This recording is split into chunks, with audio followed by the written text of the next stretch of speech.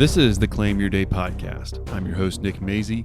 If you're tired of drifting and you're ready to start living intentionally according to your values, you're in the right place, my friend. We're here to help you lead with excellence at home, at work, and in your community so you can live with significance. Let's bridge the gap between who you are today and who you are called to be. Now is the time for you to claim your day. Hello, my friend, and welcome to episode 88 of the Claim Your Day podcast. This is the last in the series on Beyond Motivation. This series is for you if you need to move beyond waiting for that feeling of motivation and hoping to rely on it to be able to achieve your goals. If you missed any of the previous episodes, make sure you can check them out wherever you're listening to this one. You can catch those too. And subscribe so you don't miss any future ones. And also, make sure you listen to the end. At the very end of this episode, I'll have some resources and some things for you to be able to help guide you through this process and help you to make the progress that you want for your life too. All right, let's go ahead and get right into it. Look, think about this for a second. What if your most important actions required zero effort? What if you didn't have to decide to be present with your kids, at home, or to have patience at the house or at work? What if you didn't have to decide at all to work and strive toward achieving your goals, and putting in that work and that effort? And what if you didn't have to decide if you were going to go to the gym? What if you didn't have to decide if you were going to write that book? What if all that was just done and you just did it? See, most of our lives are spent in this decision fatigue, wrestling with the same choices every single morning and day. See, the goal of discipline isn't to work hard for forever and grind it out. See, discipline, it gets us, sometimes we use it and it just feels like such such drudgery. Like it's just such a struggle. I'm going to be disciplined. You even think about Jim Rohn's quote, and I love this quote, but it can even give that negative feeling. You're going to choose either the pain of discipline or the pain of regret. I get where it's going. It's like if you don't have the discipline, if you don't see things through, then you might regret what you didn't do. But either one's painful. But what if we could turn effort into a ritual? And what if discipline wasn't terrible? It was just a habit. See, a ritual, it doesn't require a decision. It just happens. And a lot of the pain and the struggle from discipline, or as we see it sometimes, is that we're continuing to decide if we're going to have the discipline. Instead, what if the decision was done and we didn't have to worry about deciding? We didn't really worry about discipline as far as the struggle of it. What if instead it was just the routine, the ritual, or the habit, and we had those that led us to the lives that we wanted? See, today we're learning how to beat the drifting in life by moving your life from this manual struggle to autopilot. Now, autopilot, that sounds great, right? I think autopilot sounds even better than ritual or routine. Ritual or routine can sound kind of boring. Habits, a lot of times we think about habits in a negative way. But what about autopilot? What if you set the destination that you wanted and you let autopilot take you there? That sounds amazing, and that's what we're going to get into today. So think about that kind of benefit as we listen in and we go through these few points that I got for you today. So the first point, it's all about beating the decision fatigue. That's the challenge. See, when we make decisions and we continue to remake decisions, it drains us. And then when you're making the decision each time, you're evaluating the pros and the cons, the negatives, the work that it's going to go into it. And that's exhausting as it is. And then it makes the work to do it even more difficult. See, the more decisions that you make, the more you end up relying on motivation. And look, if you've been with me for any bit of time, you know that I'm going to talk junk about motivation. It is a feeling. You can't rely on it. It's not the foundation that you want to build your future on. Not at all. And when you're making a decision, like you're weighing both sides of it because you're actually deciding, right? And that's it's exhausting in and of itself, so that's going to cause the fatigue. And B, your dedication to the cause can wane. Your dedication to your goals can drop because you're sitting there weighing both sides of it. You're actually deciding. See, and by the end of the day, with enough of these decisions, by the end of the day, you can have zero intentionality left because you've spent it all on weighing both sides of it when you should have, in my opinion, you should have already decided don't reevaluate the same decisions over and over and over again. Now, rituals, these habits, this autopilot, see, it can actually remove the should I do this or that, and replace it with I am. See, I am is certain. You know what you're doing. You know where you're going. You don't got to worry about it anymore. So this first point I want you to think about for this episode is we're going to beat the decision fatigue. We're going to beat the decision fatigue, and that's how we're going to make pursuing our goals and achieving the lives we want a whole lot more easier. We're going to beat decision fatigue. The next thing that we're going to do is we're going to stack habits for success. See, anything that any sort of new habit that you want to develop, like I said, habits, routines, rituals, they're going to help you to be able to go in the direction that you want with a whole lot less effort. There's no more decision fatigue. There's no more deciding. There's no more should I do this or should I do that. Boom, it's just the habit and you're moving forward. Now, developing new habits, especially positive ones, it can be a challenge. It can be a little bit of hard work. Now, I'm going to go ahead and argue that the work's worth it, but it can be hard work. So how can we make this easier? Well, you stack them. That's why we're going to stack habits for success. So how are you going to stack your habits for success? And what is stacking? Excellent. Great question. Glad you asked. All it is putting a new habit next to or on top of or behind, triggered by an existing one. That's all it is. That's all it is you stack them up.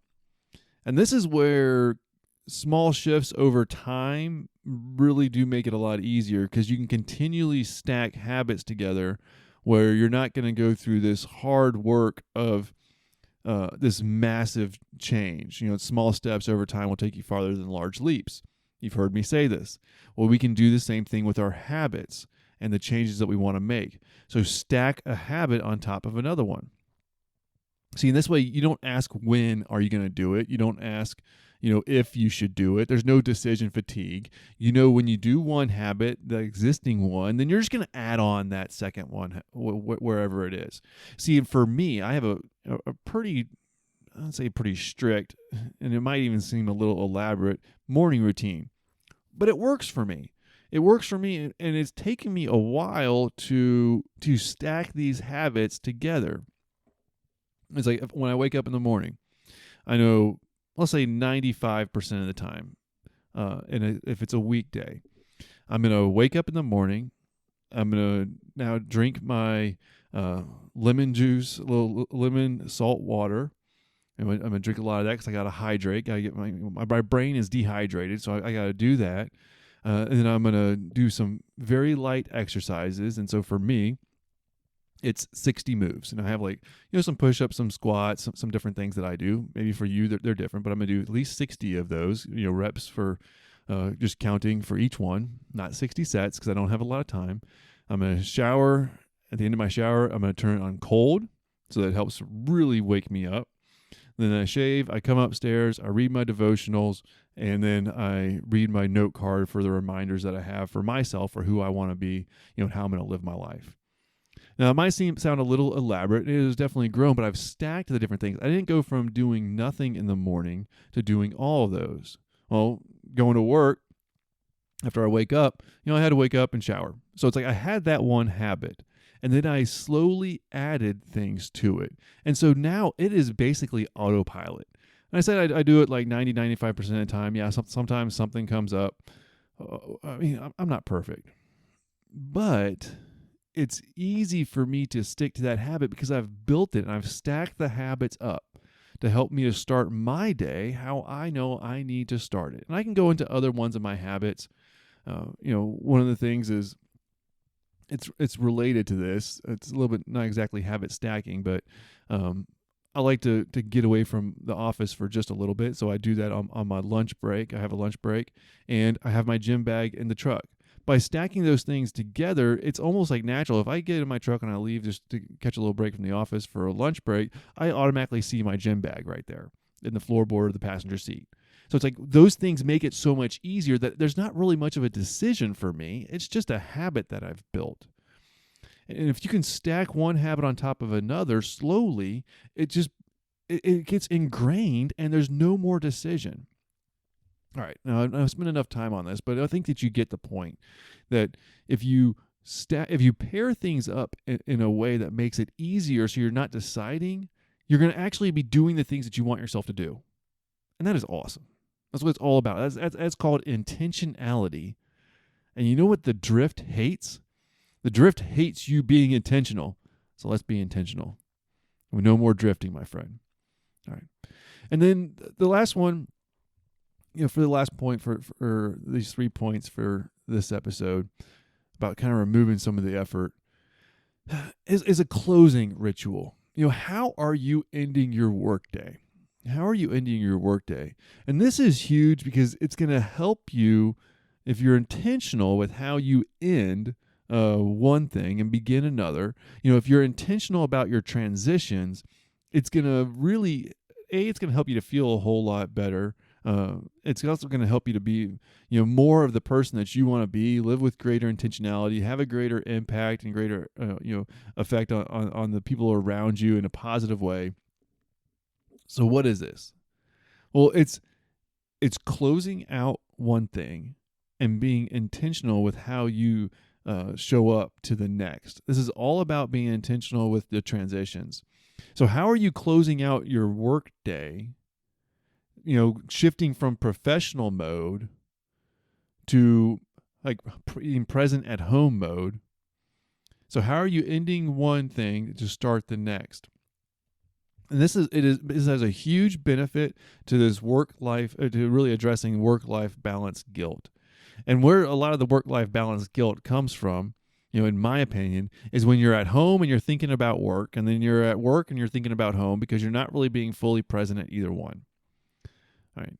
Now, work-life balance, is not necessarily just spending the exact amount of time in each one. There's going to be seasons and ebbs and flows, but it's about being fully present. I want you to be fully present. If you're at work, be present at work. Give it all you got. But you have to be able to transition from that work to that home life. And unless you're fully closing out the work, then you're not going to be able to step into that home life and really be present with them, giving them your best. See, sometimes the wounds that we get from the stress at work and in the office, those wounds can bleed all over our family if we're not, cautious on that. And we'll end up giving our best to the office, to the job site, to the work, and then the leftovers, are what our family gets. The people that are most important that love us. That is not the ticket to success, my friend. That is not, or real significance, I'll say. That is not that is the drift, because it's going to steal from you in ways that are not according to your values, and how you want to live intentionally. So what are you going to do about this? A simple thing that you can do for this one, and I did a short YouTube video, actually just a few days ago as a recording of this episode, on this, and it's about just resetting but in the transitions. So releasing, just taking maybe 2 minutes, maybe 1 minute if you got it, before you step into the house at the end of the day. Maybe it's pulling into the driveway. Maybe it's just driving away from work and stopping at a gas station and just doing this in your truck or car, and then going home. Whatever it is, take 1 to 2 minutes. Release the stress from the day. Close that chapter of your day. And then set the intention for how you're going to act and who you're going to be when you get home with your family. Maybe you work from home. Okay, you can still do this. You can take 1 minute. Release the workday and set the intention for who you're going to be and how you're going to act with the people that are most important in your life that love you. You understand? Give this a go. Like I said, it can be, I really think 2 minutes is a lot better. If it needs to be just 60 seconds, just do that. Just focus on releasing the tension and the stress from the workday, closing that chapter of the day, and then set the intention for how you're going to be for the rest of the day. Release and set intention. This will help you to end one chapter of that day and fully step into the next one with intentionality and not let one bleed into the other. All right. So we had those 3 points. We're going to beat decision fatigue. We're going to stack the habits for success, and we're going to have a closing ritual. So how are you going to do this? How are you going to stop the drift and to live intentionally? In that frantic drift, and go into the intentional shift. How are you going to do this? I think a great way to start is by auditing your transitions, which is just what I talked about in that closing ritual. It's something that you can just do. You can have a shutdown closing ritual for the work, and then set the intention for how you're going to be in that next place that you're going into. If it's at home with the family, boom, let's do that. The more you own and are intentional with your transitions, it's going to help you to be more present, and it's going to definitely help you to drift less. This could be a good habit to start. See, you can develop the habit around this one, so you don't even have to think about it. Maybe it's when you pull in your driveway, boom, you take 60 seconds and you do this one thing, whatever it is. Or if it's shutting down at the office, when you leave the office or you leave the job site and you get in your vehicle and you're getting ready to go home, maybe you do it then. That way, when you pull up into the house, boom, you're ready to go. However, you need to stack these habits up. Pair it with something that you're already doing, and that way you can be more intentional and stop the drift, my friend. Really. The summit's not reached by making decisions all the way up the hill. No. You make the decision once, and then you have the habits, the rituals, the routines, the autopilot to take you the rest of the way. Yeah, you got to put in the work. I get it. You still got to take the steps. But you decide once, and then you just follow through on that decision. So stop deciding and start doing. Develop the habits that are going to guide you where you want to go for your life according to your values. So your impact starts today, and it starts with your habits, my friend. I want you to claim your day. Make it what you want by living intentionally according to your values. Like if you want to dive in more, I said I'm putting the pieces together. I haven't, as of this podcast, I haven't launched it yet. But we're going to have a community for life leaders that want to stop drifting, start leading with significance according to their values. For intentional professionals that want to make an impact, where they know that leadership is not just about a title. It's about how we show up at the dinner table, how we lead in our communities, and impact the lives of the people around us. If that sounds like anything that you'd be interested in, just go to nickmazy.com/drifting. You can get some more information there. You can go ahead and sign up to be notified to be a founding member when I do open the doors for it. Hey, and you know what? When you type in your email address there, you're going to get a little confirmation email. Feel free to reply. Let me know what you would want from the community, because that's going to be a big part of it. If you're gonna join as a founding member, I'm going to want your input so we can create a community of all of us that are looking to be more intentional, to stop drifting, and to lead with intentionality for a life of significance. If that sounds like you, my friend, I want you to be there and join in. All right. Thank you for listening. Take care. I can't wait to talk to you again in the next episode.